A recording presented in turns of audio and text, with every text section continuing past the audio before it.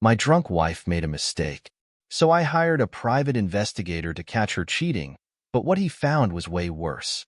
We married in 2000, had 2 kids, and lived a generally happy life of a working couple. She had a cheating episode right after our marriage, but we had reconciled and moved on. A few years ago, her interest in our relationship started tapering down. Whenever I brought it up, she'd attribute it to her work and the responsibilities of the kids. She'd shower some extra attention for a few days, and we move on.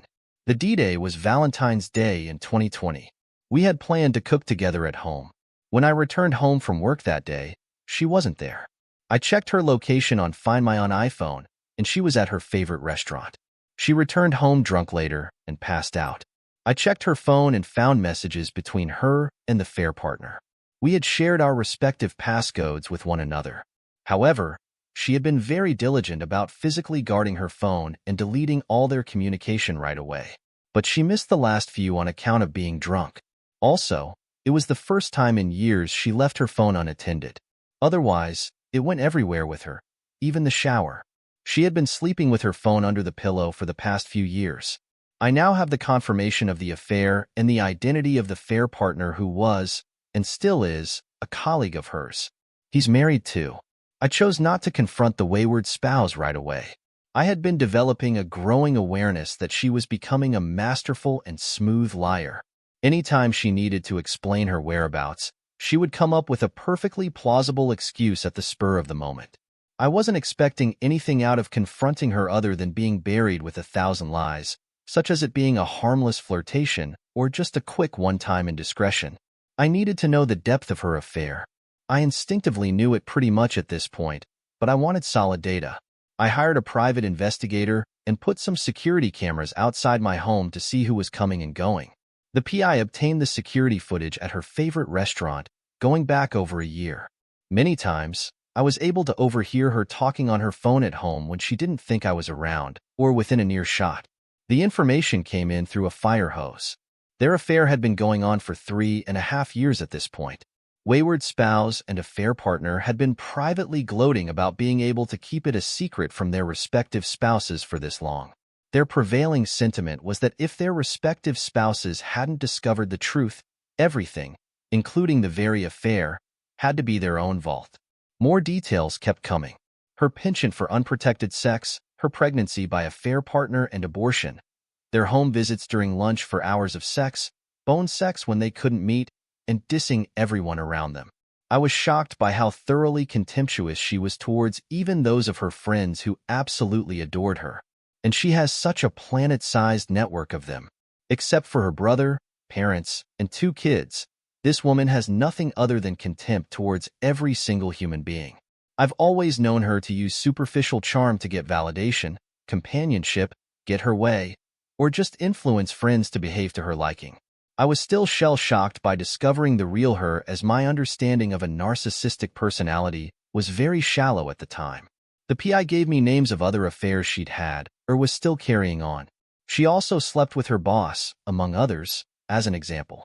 Just when I thought it had to be all there was, little did I know there was a plot twist in the offing. The communications between her and the affair partner started referring to killing certain somebody by poisoning their food.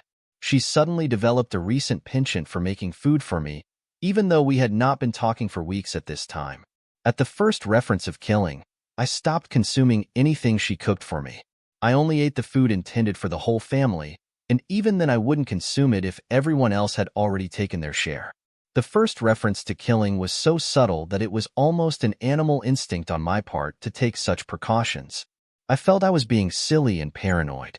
However, their subtlety soon went out of the window as their frustration mounted and their discussions descended into inflamed arguments. A affair partner was urging her to kill me ASAP, and she was frustrated because, in her own words, how can I add poison to the whole food? I immediately canceled my life insurance. My mental health had been tapering down for a while, and I was struggling to maintain my sanity. Nothing more was to be gained by staying in the course. So, for the first time in months, I spoke to her. I told her that it was time to start planning for our divorce, and that I knew about her and the affair partner.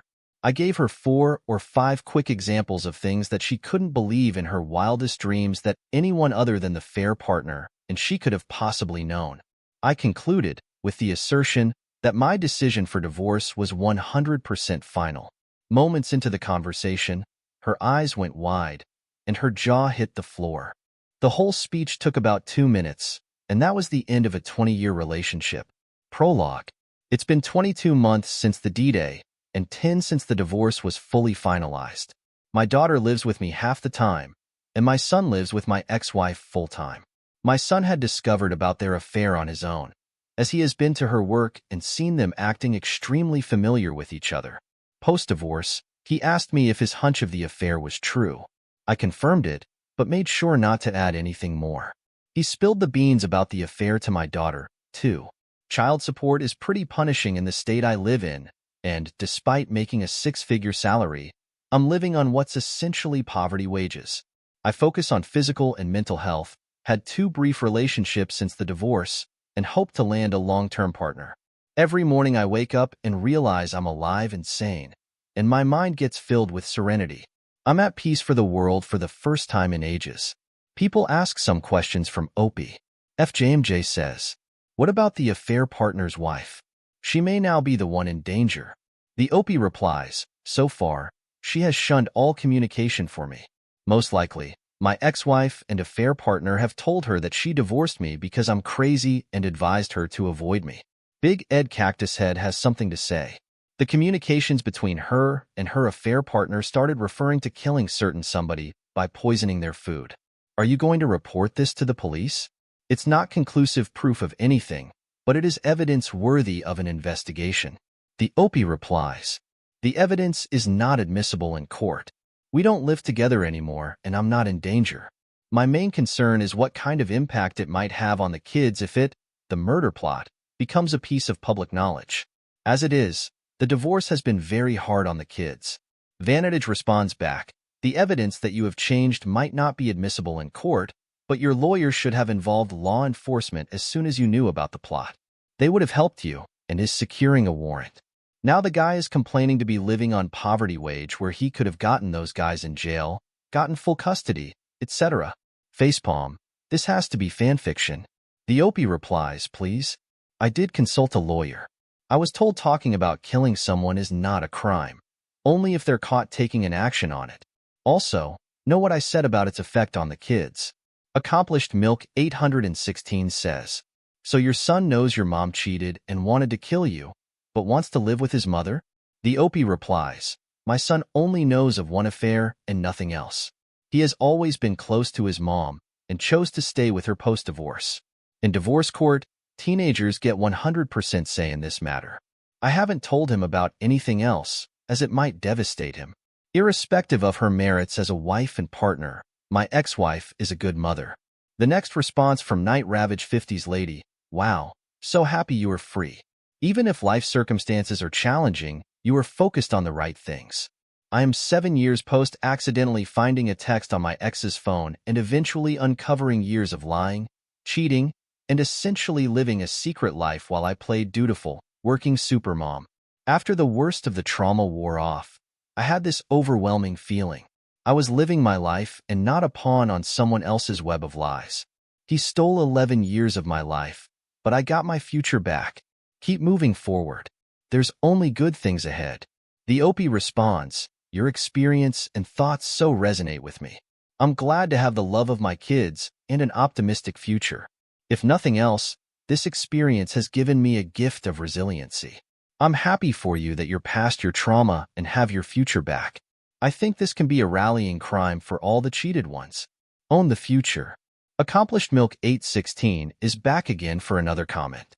"Wait, did she admit wanting to murder you? Do your kids know that? Did you tell the affair partner's spouse?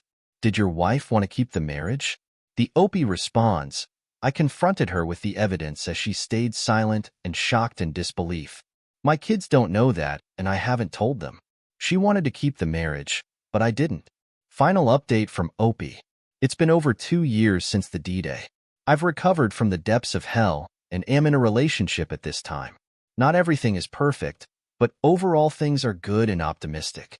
When I was at my nadir right after the D-Day, I used to read these lines, sometimes aloud, that I had jotted down for myself. I'm leaving it here in case it might help someone else.